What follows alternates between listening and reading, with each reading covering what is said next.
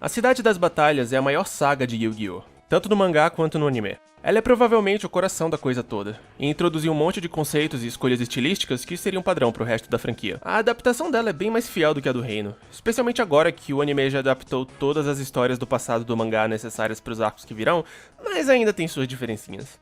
E eu não tenho mais nada a acrescentar. Vamos às adaptações. Tudo começa quando a misteriosa Ishizu convida o Kaiba pro museu para falar sobre umas pedras mágicas egípcias antigas. E já começam as pequenas diferenças aqui. Em primeiro lugar, só no anime nós vemos a Ishizu convidando ele. E em segundo, enquanto que no mangá o Kaiba aparentemente aceita o convite da Ishizu imediatamente pelo simples bel prazer de esculhambar a profissão dela, no anime ele vai porque ela lhe promete cards raros!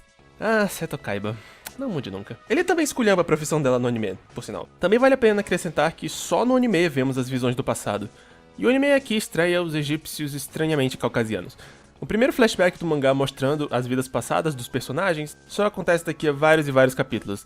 E por sinal, ele também apresenta o mesmo problema. Bom, até o último arco eles corrigem isso. Yugi e Yami têm essa conversa intensa estabelecendo os arcos de seus personagens pelo resto da série. No anime isso acontece no quarto dele, à noite. Mas no mangá acontece de manhã, no hospital. Porque, diferente do anime, ele passa alguns dias nele. Depois seguimos pro super encontro entre o Yugi e a Thea. O anime deixou ele relativamente menos romântico do que no mangá. Ou, mais especificamente, a Thea fica bem menos vermelha no anime do que no mangá.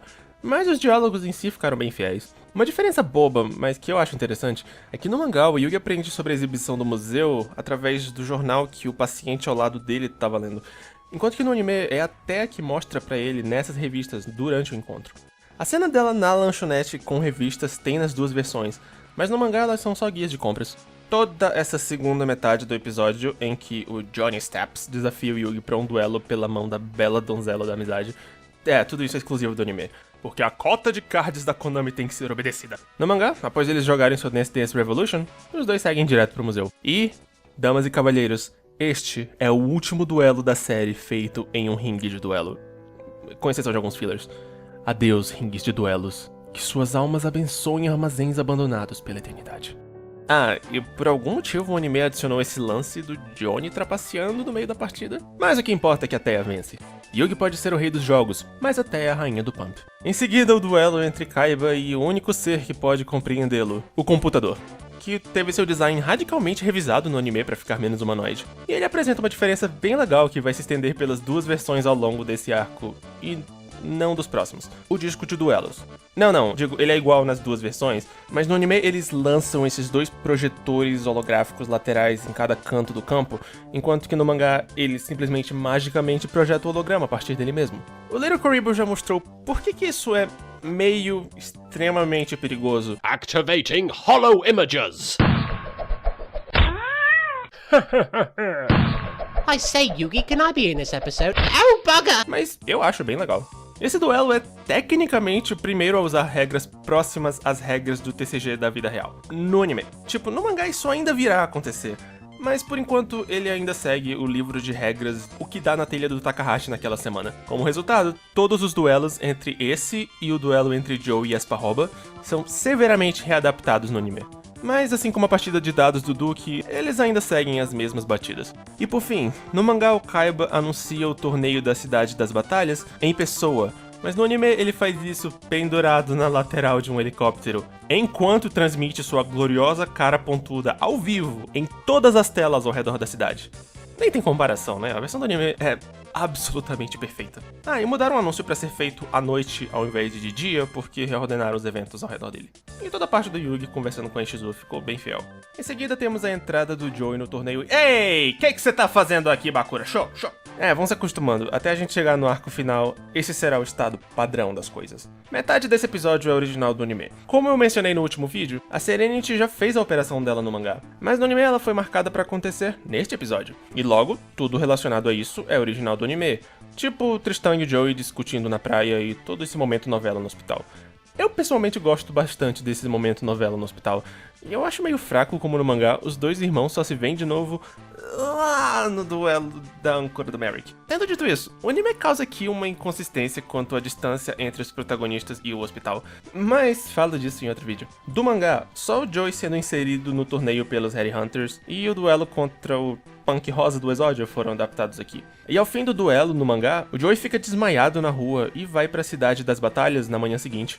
No anime, não, ele passa em casa. O que nos leva a uma sessão de moda que eu sinto ser importante. Seguindo a linha do tempo do mangá, o Joey foi da escola para a loja de jogos, e no caminho de volta ele foi nocauteado pelos Lady Hunters. Logo, ele não troca de roupa e participa do torneio com a roupa da escola. Ai, que porco. Como no anime ele para em casa, ele troca de roupa pra essa camisa branca e azul. E essa mudança se estende por todos os próximos 80 episódios. Eu gosto bastante dessa camisa do anime, ela parece tão fresquinha. Mas enfim, voltando aos card games. O torneio começa com Kaiba ditando as regras em televisores no mangá, mas no anime ele o transmite pelo dirigível que será usado para as semifinais. Porque o Kaiba do mangá nunca é Kaiba o bastante pro anime. Todas as cenas da Serenity no hospital torcendo pelo irmão são exclusivas do anime, e isso se estende por todos os episódios até ela ser levada pra cidade. Da mesma forma, todas as cenas do exército de clones cabelo arco-íris do Kaiba procurando as cartas deuses, exceto uma, são originais. E, bem, no mangá eles não são um exército de clones com cabelo arco-íris. E quanto às cenas da trupe da Teia procurando o Yugi, a gente fala delas depois. Como aquele último, o duelo entre Yugi e o Punk Rosa do Exódio também foi bem alterado, mas ainda seguindo as mesmas batidas. Curiosamente, essa cena do Yugi rasgando o baralho de cartas falsas dele é só do anime. E eu digo curiosamente porque isso tem mais cara de algo que o Yami Yugi do mangá faria. E antes de mais nada, eu preciso citar que, sim, o Punk Rosa do Exódia não tem nome em nenhuma das duas versões. Em seguida temos o duelo contra Esparroba, o duelista psíquico, que é quando o mangá começa a usar as regras próximas das reais. Mas não tipo o tempo todo, porque o Takahashi não abre mão de suas Takahashices. Isso causou uma situação estranha. Nas duas versões, o Joey idiotamente tenta invocar um monstro de 6 estrelas sem fazer nenhum sacrifício, mas isso não faz muito sentido no anime, porque ele usou sacrifícios no duelo contra o Punk Rosa do Exódia. As cenas de plateia do anime, tipo o Yugi assistindo o duelo e os irmãos roubando,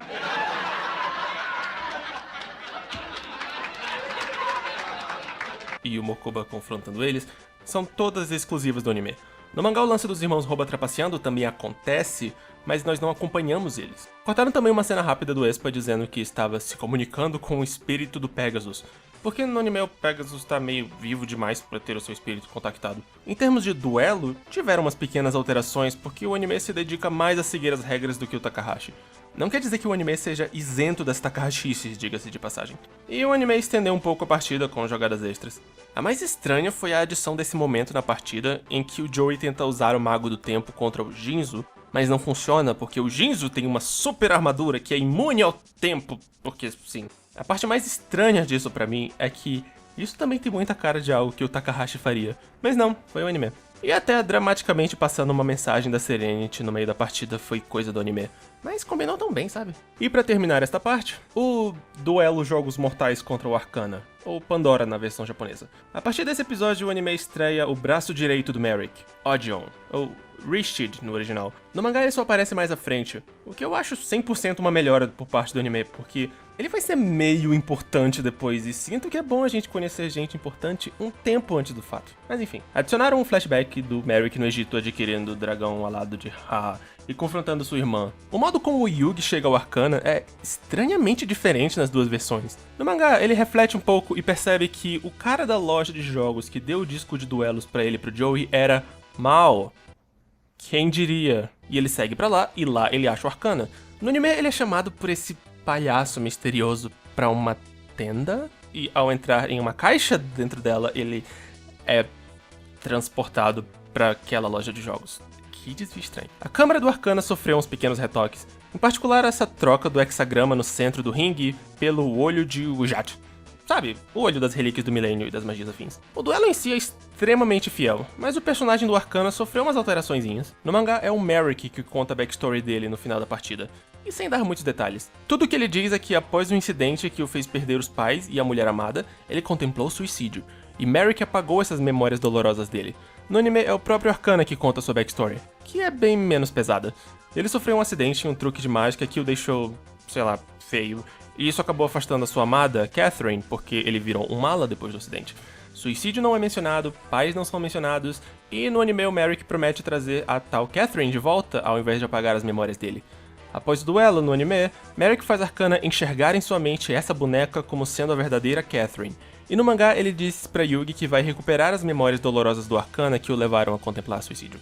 E o Yugi não faz nada quanto a isso. Nós nunca mais vemos o Arcana. E não é tão importante, mas no mangá, diferente do anime, a serra machuca um pouquinho a perna do Arcana antes do Yugi salvar ele. Removeram alguns dos comentários mais psicóticos dele também. E uma curiosidade pra fechar. Esse cara de camisa roxa que o Kaiba destrói no começo do arco, ele era um dos valentões da semana dos primeiros volumes do mangá. Tá, isso é tudo por hoje. A gente cobriu mais de 10 episódios. Então fiquem ligados para a próxima parte, em que nós continuaremos a Cidade das Batalhas e nós falaremos sobre... bom, mais card games.